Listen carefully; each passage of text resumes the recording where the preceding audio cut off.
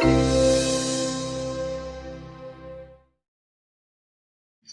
everyone, my name is Karl Pover, and I am a Senior Solutions Architect here at Access Group. I'm also a former Qlik Luminary from 2014-2020, and I'm excited to be here to show you how you can create your own dynamic data story using Qlik Sense. So, like most BI tools, Qlik is traditionally used to develop dashboards and charts and tables. Text is normally what we would call maybe a supporting actor, and is only used in the simplest ways, so as to add static text or even images, or maybe a couple isolated one or two dynamic numbers within the dashboard.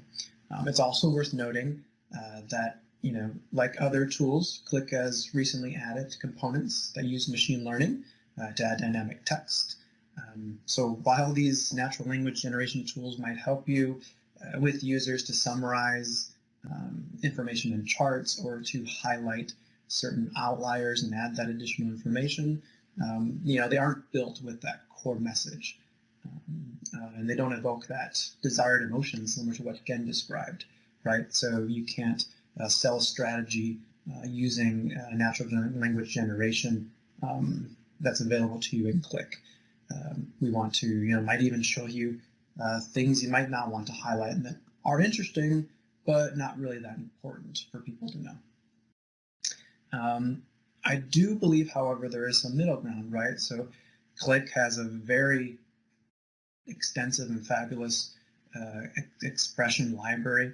It uses variables very well, so we can reuse certain components from one data story to the next, from one sentence to the next, from one paragraph to the next. And so I think we can take those otherwise simple text objects, and we can make them into really great data stories. So first things first, we'll start out simple. We'll just take whatever the design, the data story design is. We'll take the example text that they have for us, and we're just going to paste it right into Qlik, right? We're going to paste that static text. It'll probably come in already with some components highlighted that are going to be dynamic. It wouldn't hurt just to pass through and read and review again that text and just make sure that all those parts that should be dynamic are highlighted. So in that review, be on the lookout for, of course, numbers. That should be the easy one, right? So for example, if we're talking about sales, and the story includes that we have 2 million sales for this month, that 2 million is going to change every single month. We want to make sure that the comparisons are highlighted as being dynamic. So 2 million this month is lower than last month, but higher than the same month of the past year, for example. Those things we want to make sure the higher than, lower than, same as are all highlighted. Lists as well. So we might have a list at some point that says the top 3 salespeople are, and we'll say their names, right? So this is, again, data story might be personalized. You might want to list out those top 3 salespeople, and want to make sure that's a dynamic list that changes month to month to highlight those salespeople. We also want to always pay attention. These are the catchy ones. These are the tricky ones that we might not catch. The times that we have to change from singular to plural. So, for example, if we had something to describe the fact that we added 1 new customer in our data story, we want to make sure that it's, if it's 1, it says 1 new customer. If it's 2 new customers, and 3 or 4 or 5, we want to make sure that it is plural and says 3 or 4 new customers, right? We don't want this to be too robotic. We have the capability, and we can do so with Qlik to make sure that the noun and the verb match the number that's actually being shown. Entire sentences as well, right? So if the trend of the last few months has been, mixed as far as sales going up and down, that might not be that important that we show that in that data story. However, if there is an overlaying trend, so if there is, over the past 3, 4, 5, 6 months, sales has gone up or down, we might then want to include that sentence and make sure people are aware of that. So those are some of the things in the list, and we just have an example here of what that looks like in Qlik as we paste that text in there. And we show off we highlight, make sure the 85 terminations is highlighted. That's going to change. Terminations itself is highlighted. Hopefully 1 month we'll have 1 termination or fewer, right? So we want to make sure that's always a possibility, or we might filter down into some division or some group that might have just 1 termination. You always have to keep that in mind, that users can actually filter down and get to that 1 or 0 case. Additionally, the comparisons, right? So I think, like I mentioned in the previous slide, that lower than might be more or less obvious. Lower than, this could be higher than, this could be the same as, though same as probably isn't as common. The one thing we just watch out for is other things that would add some sort of emotion or emphasis, right? So much lower than, and it's sort of a fuzzy term, right? So we have to maybe go back to the design team and ask them or confirm what is much, right? Is much the fact that it's, I don't know, higher, more than 10 terminations deviation, or is it more than 10% deviation from 1 month to the next, or the average? So we really have to make sure we can define that in all the different variations of this comparison. And additionally, hidden within this part of the sentence is the end. So right now it reads, which is 5 lower than the previous month and much lower than the monthly average. And the fact that they're both lower, that this month is both lower than the monthly average in the previous month, makes that end sound okay. But if, for example, if we had that this month was 5 higher than the previous month, and the monthly average was actually, but it was actually lower than the previous month, then we might want to add that but, right? So I was trying to explain that without using, giving away the answer that I have to use the but that's how we would say it, right? So again, we might say, which is 5 higher than the previous month, but much lower than the monthly average. So that change from the end and but should be something you consider. Next, again, text objects are meant to be simple and contain only a few measures. So Qlik did not design text objects to contain many measures. So we, like many things in Qlik, right, as developers with Qlik apps, we develop our certain manual systems to better organize our work. And in this case, this also applies. So I recommend that you add some sort of numeric index to your measures within the text object. And so, for example, you would, I'm using 5, 10, 15 here. It's not really important that the order that it appears on the properties panel is the same as it appears in the story. That's not so much important as this list here stays in order, so that we can always go from the expression here in the data story, 5, and we're not going to even be able to see the whole name, right? So this is where it becomes really important. But we know that this being 5 corresponds to measure number 5 on this side. So again, just always keep that in mind. And that'll definitely save you from much frustration as you work and make more complex and great data stories. The next topic is a little bit more complex. Again, as I mentioned before, Qlik is really great for using variables. And it is common in more robust developments to make expression variables. So, why is this? We can use the same expression in the same variable in multiple charts, so that if ever we need to change that expression, we don't have to go to each chart, each object and change it. We can change it from one place and easily maintain that and save a lot of work in the future. The same applies to data stories. We're going to reuse a lot of things, and we want to make sure we are making sure that it's very maintainable.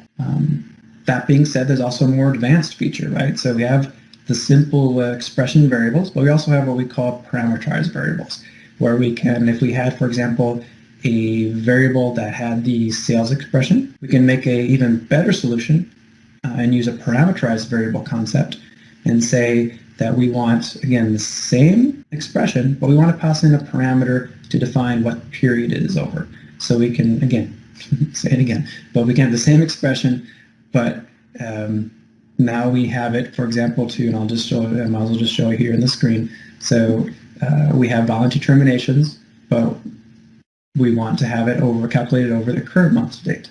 We'll use the same variable, voluntary terminations, but we'll pass in a different parameter to calculate the previous month to date. All right, that saves us lots of time. And again, we should reuse that same concept for data stories.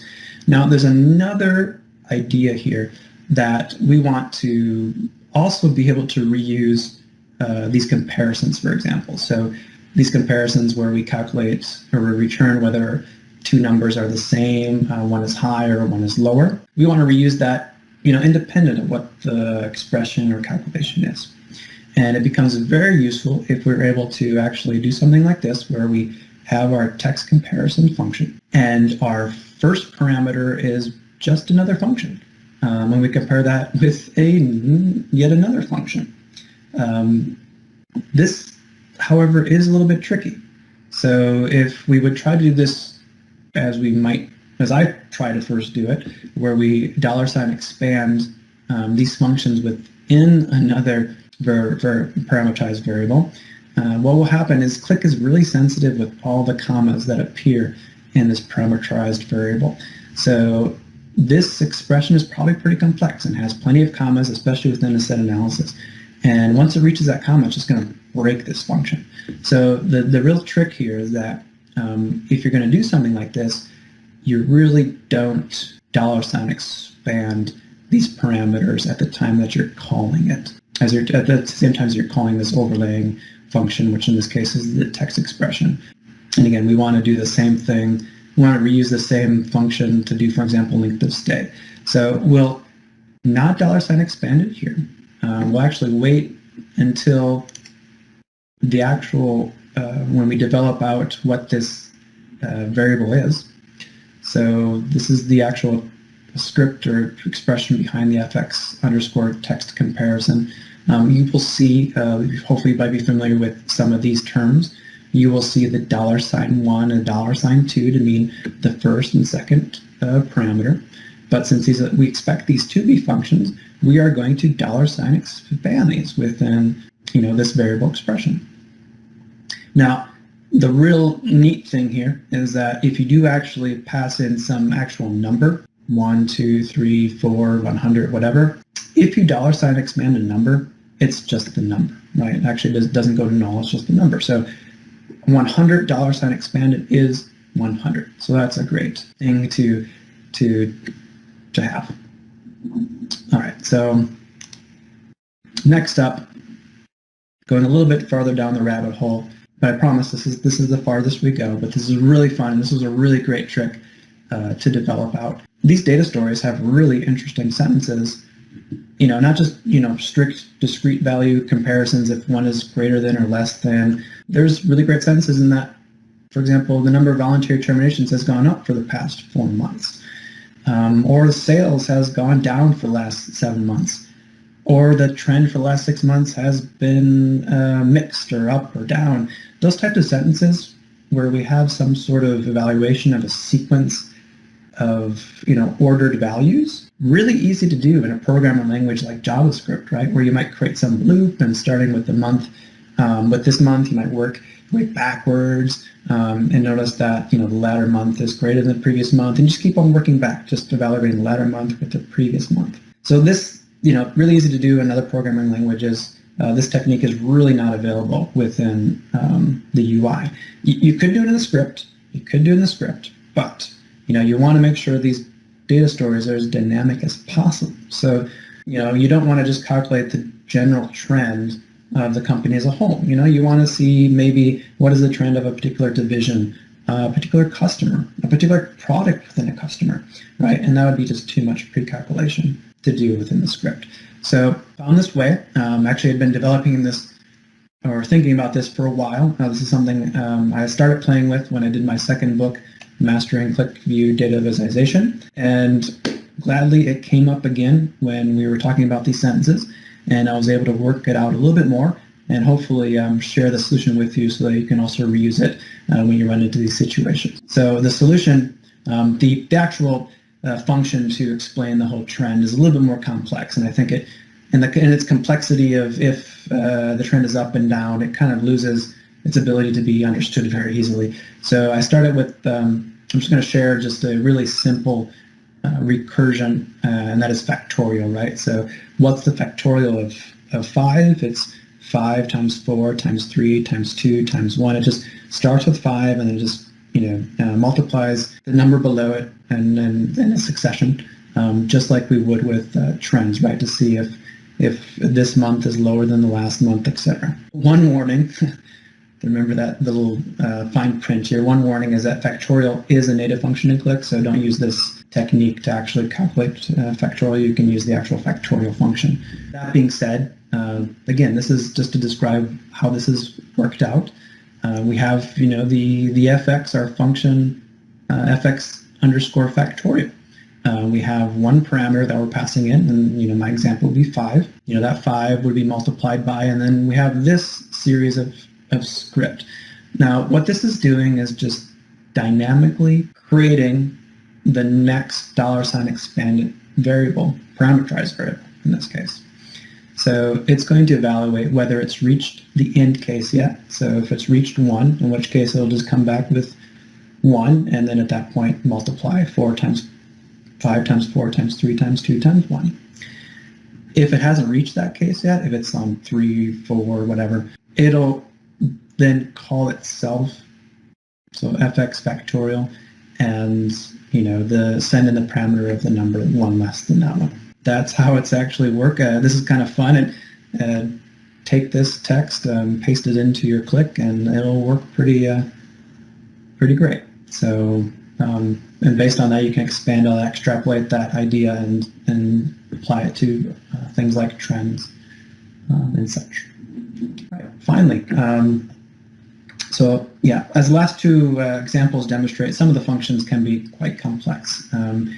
However, they can easily be made simpler and reusable if we externalize them. So again, Qlik is a great tool for using variables, and we can externalize these variables as well to use them, to maintain them easier in an Excel app or a text document, or reuse them, hopefully reuse them in other apps.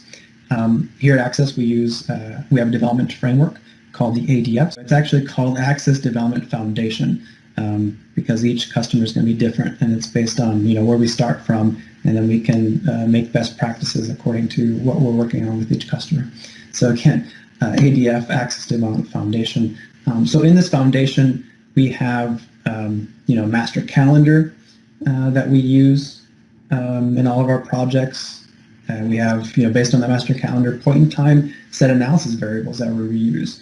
And we also have other techniques, just like these data stories with its own variables that we can reuse in our Qlik apps.